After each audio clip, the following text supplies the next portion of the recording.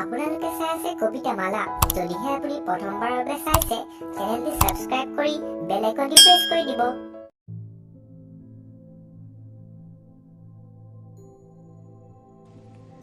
হেঁপাহৰ লৰালি। দুপৰীয়া দেউতা শুই পৰিলেই পুৰণা চাইকেলৰ টায়াৰটো লৈ ওলাই গৈছিলোঁ। বৰষুণ পৰিলেই কাগজৰ নাও সাজিছিলোঁ। সন্ধিয়া হ'লেই পঢ়াৰ নামত টোপনিকেই সাৰথি কৰিছিলোঁ।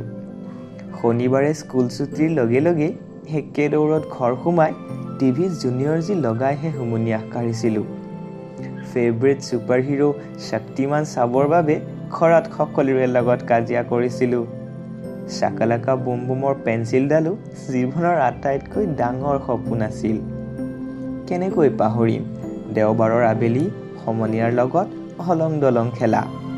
তেতিয়াৰ দিনত হাই গ্ৰাফিক্সৰ পাবজি ফ্ৰী ফায়াৰ নাছিল। লুকা ভাকু খেলত ধাপ্পা কোৱাৰ মজাই সুকীয়া আছিল।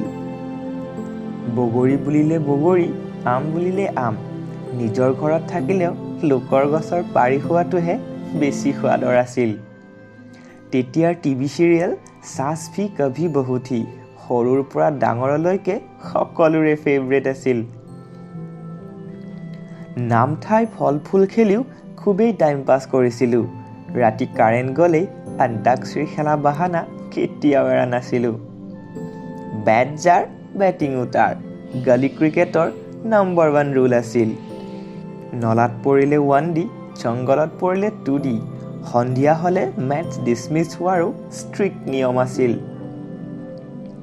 চকলেট মিঠাই বেছিকৈ খাবৰ বাবে কন্দাটোৱেই আছিল প্ৰধান অস্ত্ৰ। স্কুলত যাবৰ বাবে এটকাটোৱেই আছিল যথেষ্ট। ঘৰ গৃহস্থীৰ ABCD বিশেষ নেজানিছিলোঁ। ঘৰ খেলত কিন্তু তেতিয়াই PhD কৰিছিলোঁ। বাৰ্থডেৰ দিনা চকলেট কেকৰ ডিমাণ্ড কৰা নাছিলোঁ। নামঘৰত আগবঢ়াই দিয়া বুটমাহখিনিয়েই টকালি খাইছিলোঁ। বগৰীৰ গুৰি কিনি খাওঁতে পোৱা প্ৰিয় আছিল জন চিনা আণ্ডাৰটেকাৰৰ সেই কাৰ্ডবোৰো। এটকাতে পোৱা মামা ভুজিয়াৰ পেকেটটো কেনেকৈনো পাহৰোঁ। বুঢ়ী আইৰ সাধু তেতিয়াই ইমোশ্যন আছিল। সেইবাবেইতো হোমৱৰ্ক এৰি সময়বোৰ তাতেই পাৰ হৈছিল। পিছদিনা পানিছমেণ্টটো ডাঙৰেই আছিল। ল'ৰাক ছোৱালীৰ লগত, ছোৱালীক ল'ৰাৰ লগত একেলগে বহুৱাই দিয়াটো কিমান যে লাজৰ কথা আছিল। চিট পখিলা ডেছ ক'ত দেখিলা। ক্লাছৰ সময়ত টাইম পাছৰ পাৰফেক্ট উপায় আছিল। ক্লাছৰ পৰা ৱাছৰুমৰ পৰা ক্লাছৰুম।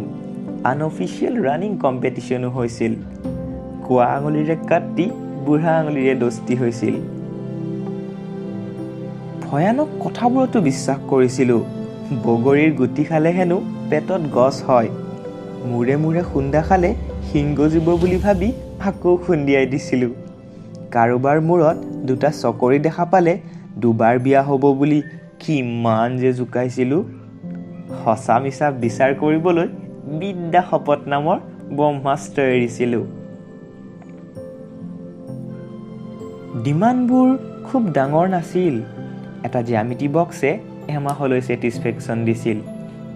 খাই লৈ শুই পৰা, শুই উঠি আকৌ দুষ্টামি কৰা, এয়াই প্ৰধান জব আছিল। মানুহৰ কথা শুনা নে ইনকামৰ টেনশ্যন লোৱা, একোৱেই ভয় নাছিল। তেতিয়াৰ জীৱনটো কিমান যে ভাল আছিল। আজিহে বুজিছোঁ কেতিয়া ডাঙৰ হ'ম বুলি ভবাটো ৱৰ্ষ্ট থিংকিং আছিল।